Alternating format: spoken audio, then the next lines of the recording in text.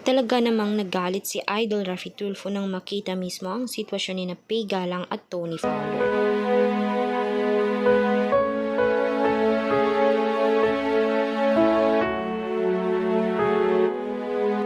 Sabi-sabi na nga ng mga kanetasen na dapat sana ay pinuna na lamang. Totoong pagpupuna na walang halong sakitan, pangaralan at talagang gawa na lamang ng ibang paraan para wag na humantong sa pisikalan.